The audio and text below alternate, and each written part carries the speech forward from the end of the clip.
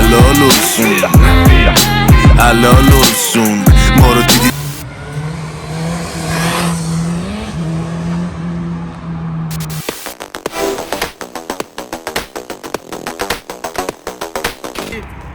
از اول دیگه عرض سلام و ادب و احترام دارم. همونطوری که گفتم اومدیم موتور سواری، اونم از دو سنگینش. علی بیا اینجا. آقا سوار بیکینگ 1340 سی سی هم بود 1400 همون سلطان خیلی حال میده. حتی اینکه روش نشستم یه اباحت خاصی به آدم میده که اصلا نگم براتون. خدا وکیلی حس خیلی خفنیه. میخوایم بریم تو جاده یکم گاز بده، یه گاز بده. اسکله ولی دوستش دارم. عزیزم یه گاز بده. اسکله ولی خب دوستش دارم. وایس اومدم. آن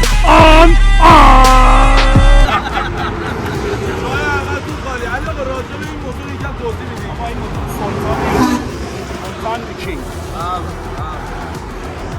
خیلی حال میده. بریم تو جاده. آقا بریم تو جاده. چه خبره؟ بریم داشته باشیم.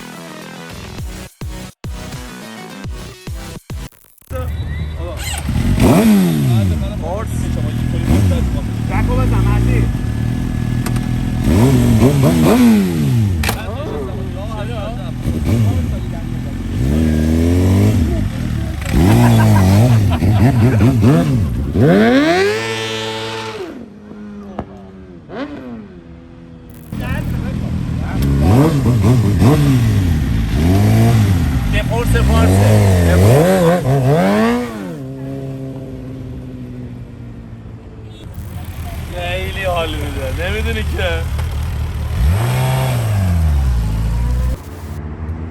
درخواست یه کاتاف داشتم.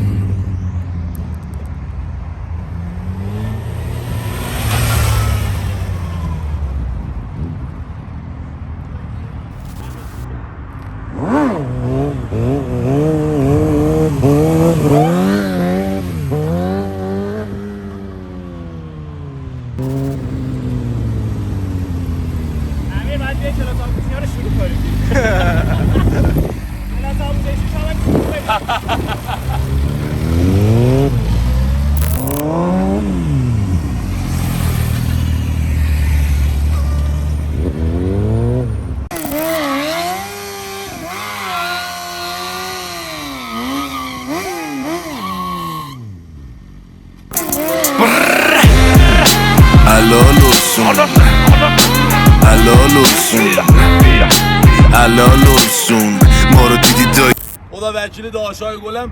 علی آقا پلاتین هم که دیگه حرف نداره تو تک چرخ نگاه کنیم ببینیم. میخوام خودم یه پا رو باک بزن.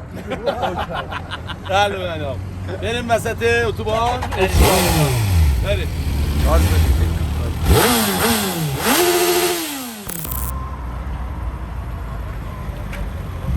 خیلی حال میده خیلی.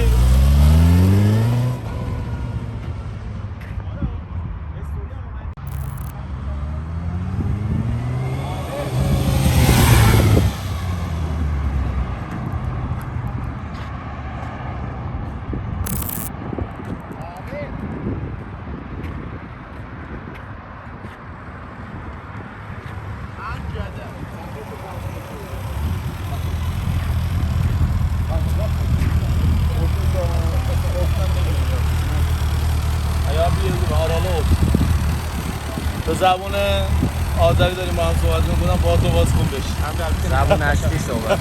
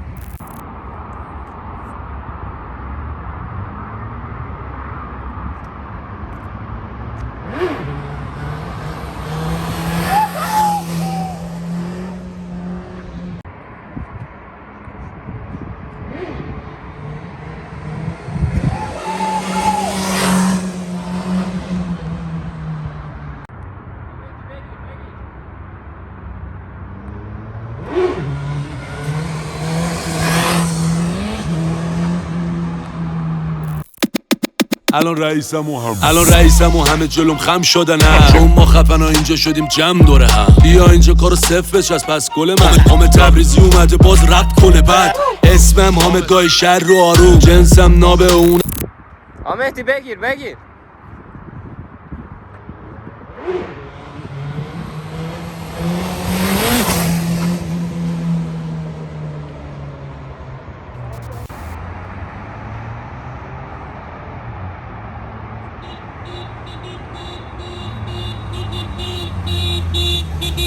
عالی بود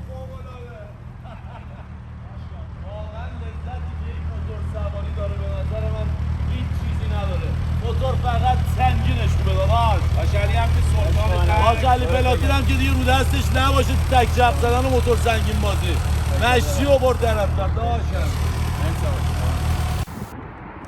آقا خیلی مخلصم. روز و شب کردیم ولی خیلی خوش گذشت با موتور سنگین سوارا میدونن چه حالی میده. آقا جای مشتی ها خالی خیلی خوش گذشت. بهتون پیشنهاد میکنم حتما برای 2 دقیقه هم شده حتما موتور سنگین سوار بشین. به گفته داشت علی پلاتین میگه یه چرخی که چرخ جلو رو نتونه ببینه یه چرخ نیست. اون میگن قدرت موتور داداش. حلال olsun حلال olsun حلال olsun. علی آقا پلاتین از داداشش از رفیقاشون از آقا مهدی تبریزی حجت نازنین از فیلم بردارمون امیرعلی عبدلی تشکر میکنم. امیدوارم که از این ویدیو خوشتون اومده باشه. لایک، کامنت، سابسکرایب یادتون نره. این تاثیر داره این که میگم ما رفتیم. من میگه برم آجا خوابشم. من شرم خوابه. بگیر یه پای روزی. من خوابه. بگیر یه پای روزی. اوکی.